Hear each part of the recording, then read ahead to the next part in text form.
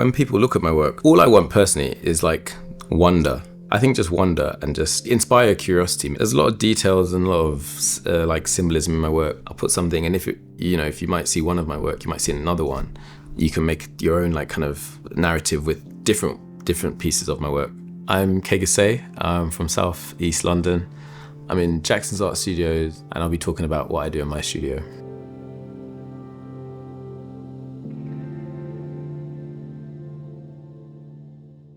I suppose when I was a kid, I didn't really know what an artist was, so I just used to draw. I've been drawing since I was 3.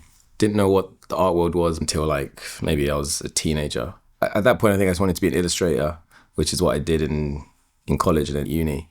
In my second year, I kind of got really outside of the illustration program. I don't know, I think I've been really closed for ages, and only in the last 3 years or so, it's like really broadened out. It was very illustrational and drawing heavy, and now it's whatever it is. When I was young, didn't really know about art stuff, really. You just know like big names, dead people, National Gallery, all this kind of stuff. For the longest time, it was always just like Da Vinci and Dürer and all the old masters kind of stuff, anything that was just purely representational. And then I was maybe like a boomer or something. I was like, that's not real art. And so I like it, but I'm like, is it art though? Is it art? And then, you're like, of course it's art. Again, I didn't have the art education like that to be able to appreciate modern art or anything. When I started painting and stuff, I was kind of responding to the stuff that was happening in the world. So it was all a little bit political, but I didn't want it to purely be so. So I think I tried to use like a lot of mythology in it with maybe recent history. So it's like a 3-tiered kind of piece. And so certain details would harken to a mythology or to the history or to a current situation. It's just a cool way of telling a story, a cool way of saying something. And me personally, I don't like to be told how to think or what to think. But you watch a film, it's about this, but it's really about this. There's the meaning and there's a theme and all this kind of stuff. And so I always try to have this like at least a 2-tier, maybe sometimes 3, if I can muster it, to have like multiple meanings, multiple levels of it. When I do work, there is like a narrative to all my work, even if it's in like one image. And I do work in series quite a lot, usually 2s or 3s. I did teach myself to draw with my right hand. 1, because I was like, oh, why not? And 2, because I didn't have time to draw everything I wanted to draw. So yeah, when I was 20, I taught myself to draw with my right hand. I'm naturally left-handed. And I think that added to probably my work practice, because I was like, oh, it's not just linear, it can be this way. And I taught myself to write backwards as well. The transition or move from like illustration was basically, the time that shall not be named, 2020. Illustration work kind of just dried up as everything else did. And so when I started making work, it was purely almost like reaction kind of based because of the stuff that was happening. The things that I was reflecting on were like kind of Black Lives Matter stuff. So I guess even then it was still a bit autobiographical. Recently I've been doing a lot of sketchbook work on identity, on like manhood and masculinity and what that kind of means. I grew up in South East London, so I had a very specific kind of idea of what it was. Luckily I've had great friends for the last like 16 years who we've all kind of grown together and talked and spoken about who we are, what we are, why we are. I don't know how to put that into my work just yet, but there are bits that are seeping in. I guess my work does have some recurring characters. And these characters which were like the pleasures or the hedonists. They used to be outlined and they had curly hair that covered their eyes because they were just like pleasure seekers and stuff. That was like a thing I did over 2 years. During Black Lives Matter stuff, I needed a character to be like embody the feelings of how I felt. I couldn't use that character, the pleasure. So I just did the opposite, which was a blacked out character. So I filled them in. And because the previous character had curly hair and you couldn't see their eyes, I just made this one have like kind of spiky-ish hair, which kind of resembles my hair now, which is why a lot of people think it's always autobiographical. But it's actually not. It was just opposite of the old character that was a pleasure seeker. And this character has like diamond-shaped, really white eyes that see everything. I didn't want to use that character too much because I didn't want to water it down by it being so everywhere and ubiquitous. I was like, God, why am I giving myself these limitations? So I carried on using the character of different things, but then I changed them. So that character always represents like maybe turmoil or something happening to like people. And then if the character has like a white body with black hands, it's like divinity. I'm not very spiritual, but it's like there's a thing called meliorism. It's like belief in human ingenuity and stuff. So it's like the spirit of people. So when you see that character with like a white body and black hands, it's like it's relating to people, but it's the spirit of people in general. Whereas the black character is physical, like something in real life. It's something that's actually happening. In the beginning, again, like a few years ago, I put like a blue sock for like female energy and a red sock for male energy, and I kind of took it away because it felt really illustration of too highlighted. It was like, no, people, if you get it, you get it. If you don't get it, you don't get it. You don't need to be told. I have a character called Odd, and Odd just means like the universe and everything in it. So it's like a character, and it's always like a baby or a child to kind of represent like wonder. Again, that whole thing of like wonder and exploration, which I still use now from like 5. I guess they're like a small child to about a teenager, and just like growth, adolescence, exploration, and you know, some are super playful and some are a bit more like sinister playful. I always want a bit of like a haunting element with them before I've really detached what I was trying to be. It's like character represents everyone. And now, again, I don't mind just having a bit more of what I feel in the characters to get specific, because I guess, you know, I'm not so unique that no one else feels or thinks how I feel. So someone will relate somehow.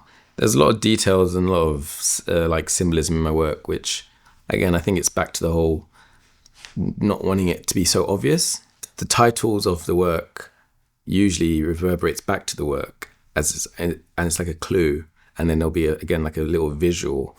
And I tried to make my own. Obviously you do, because you just, you know, everyone's got their own idiosyncrasies and stuff. So I'll put something, and if you might see one of my work, you might see another one, and then maybe you can like you can make your own like kind of narrative with different pieces of my work.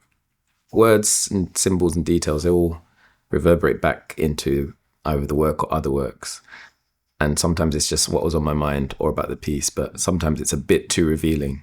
With the words, there's an element that you don't want it to be like a movie poster or any sort of poster. You want it to be an object in the work. That's why sometimes you kind of remove it again or put it back. I have my personal handwriting, which I didn't want to use before. I used to use like a very blocked and simple style. And again, now I'm like being more comfortable to just do my own like cursive script in there, which it's probably illegible. And I think maybe it kind of looks like another object in the work sometimes.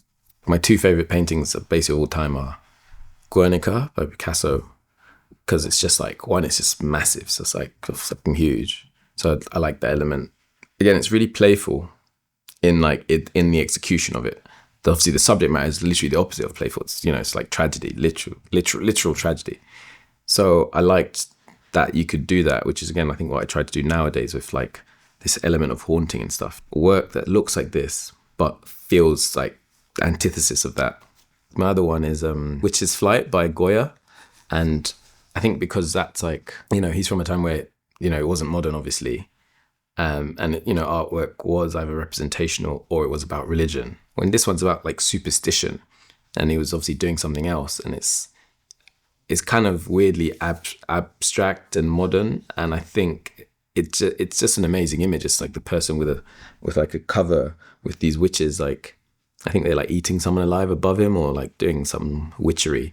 It's super complex, but it's just the image itself looks simple, and with that you're like, how do you be the first one to do something? That's kind of what I get from that one. When you see a lot of people's work, you can always tell like someone who's pastiche and someone who's inspired.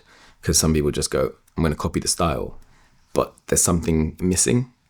And so you always want to be as bona fide and like true to your experience in making the work as possible. Once you know why you're doing it, it will inform how you do it. Well, my favorite color is red. And I think like from 21 to maybe end of 22, 23, I had a lot of red and stuff. And then now in the last year, there's a lot of blue. It's like the prominent color. Red is my favorite, so it's like, fine, I don't care. I'll just use it. Blue, nice color, you know, different shades, tones, and it always looks good. But like yellow, green, yeah, something about those colors. It's like they're not natural, or not natural to me in that regard. So I do use color in a symbolic way. Blue is usually some sort of like the spirit of an idea, or this, this kind of stuff, or the presence of like thought. Yellow is like the color of a spirit for some reason. I don't know why, but it's just the color I use now. So in some of my work, you might see like a yellow orb, and it's probably the spirit of the individual. I'm always drawing, I'm always writing notes, whatever. But then sometimes it'll be like, got an image in my head that's probably been culminating over however long. And it's like, I think that's the image in of itself. And usually when it's one of those ones, it's usually quite simple. So you can always kind of tell how the work came to me. If it's like really like bitty with space and like not cluttered, but like stuff, it's probably one that I kind of thought about while making it. And usually the simpler it is means it probably came to me as that image. So it didn't really change too much. I'll design stuff with my tablet first, because I thought, I need to have it planned out, I need to have it done. Obviously you get some spontaneous elements, but it was all kind of always planned. And then one day I was just like, I just don't have time to like try and plan it. So I just went straight into the canvas, which was like, why not? Sometimes I think about it, sometimes I don't. It depends. I usually work on a few things at once. So one or two will be quite visceral. I might have like been out, did a sketch, but like this has come to me in a like one image, and I'll sketch it and I'll paint it. Then other ones are like, let me just see what comes up. So I have aphantasia, which is I can't visualize, which is probably why I draw so much. So like, the normal person, close your eyes, picture an apple or whatever, you see it in your mind's eye. I actually don't see anything when I close my eyes and try to visualize. It's just black, or now it's just this light, but it's usually just, I can't unless I daydream, which is not conscious, you just daydream. And obviously my dreams are really vivid, but it's weird because I have to put it out to know what it looks like. I can't imagine what it looks like. I used to constantly like draw, like drawing. Whereas now it's notes and maybe descriptions and words more so. But again, sketchbooking is like it's my main outlet. Like I still get through sketchbooks fairly quickly. When I'm painting, depending on where what like mental state I'm starting from, it can be immediate, like I say immediate, like a few hours of actual physical painting, or it can, again, in one of the pieces, it can be months. So it really does case by case, I want to say. But for the most part, an average of hours. When I first started the painting, I was like, what is a painting? How, whatever, a finished thing, this ideal. And then now I'm like, whatever, it is what it is. People do all sorts of stuff and it's final. It's final if you say it's final, And as soon as I think, if I touch this anymore, it's ruined. If I've had that like at least, I think 3 times, then I'll just leave that there alone. What did the big dogs use? Oils. I'm just going to go for that. That's probably it. I didn't really think about it. And I think because I used to use acrylics and like gouache and stuff, and I've never really been a fan of watercolor. I'm not going to lie. It's a bit, obviously it's literally wishy-washy. It's literally watercolor, but I've never got with it. Now I do use acrylic maybe for like an under thing, or just to see the effect, or like even acrylic on top of oil just to like see what that looks like. The thing about oils, not many things can like work on top of it until it's really dry. I use terps and stuff to like help them along and stuff and thin them, but I don't want them so thin that again like they're washes. I don't want washes. So I'll use maybe some sort of a varnish, maybe, or some sort of medium just to help it dry, like a cicative or whatever, just to bring it along quickly. Even like a glaze, because that kind of helps it become a bit sticky as well. So that's kind of cool with like when you put something down and you put something over it, and then it kind of breaks, and even just the effect. So that kind of stuff. Or I'll just maybe mix a darker color into the light, or like just a drying medium. I'll use like a little bit in there, just to again help it. But I kind of just don't mind the process of using oils maybe in their like natural way now. And for the first maybe 6 months to a year, I used liquid. Now looking back, all the paintings are quite flat. I use it to help it dry. I was like, again, like whatever. Now, again, I use like cicative and drying mediums or whatever, some varnish kind of thing, or glaze. But I'm not a fan. I'm not a fan of washes really. I might I might do it as a base, maybe just to like have a subtle color in there, maybe, especially maybe with the reverse prime stuff, just to give it a something. I mainly use Jackson's, their brand. I use Old Holland. I use Williamsburg and Michael Harding. They're the main. They're the main ones. I think I've used a couple other ones here and there, but they're the ones I mainly use. Sometimes I use the color by itself, depending on what the mood is of the work or the thing. Sometimes it's straight from the tube. Sometimes it's usually mainly mixed, and that's probably just because of the palettes I used. And I've got into like cleaning it off with a palette and then putting all the dry oil in a bucket. And so with my recent pieces, because I was like, oh, like what can I, remix? What can I do now? I usually leave them soaked in like a spirit or terps, and I get those like dry bits of the coagulated oil paint and just use those as like my own oil sticks. And so they're like already a mixture of color, and I use them as a base now. With my work, for the most part, it's clear primed linen, or it's reverse primed like cotton canvas, and that's basically just canvas that's been primed, and usually paint on the prime side, but I'll flip it and use the other side. I have a lot of brushes, different hairs, different ferrule sizes, all the business. And sometimes I kind of don't even look at, synthetics, natural hair, hog hair, all the stuff. I don't really look at like what they're made of more than the shape. I'm just like, oh, I needed this shape because I need this detail. A few of them I've edited and like cut them myself, or like pulled out some of the brushes instead of just using the smaller one. You're in the studio, you're bloody high off the fumes. You don't know why you do shit. Shit just happens. I have like a few that I like, the recurring ones, probably about 20. Then I have like about 50, 60 that are just there that are like, pick me. And I'm like, one day, mate, one day. My current studio is actually, it's a cool space it's in East Ham. It was clean once upon a time. It was. And then I got busy and busier, and then it just became madness. I got a shelf with a bunch of books and bits and sketchbooks. I got too many bloody sketchbooks.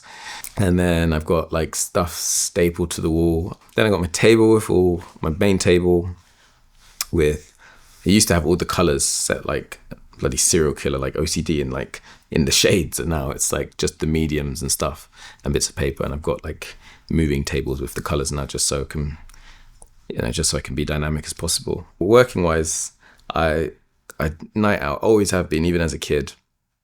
I always used to like stay up and draw.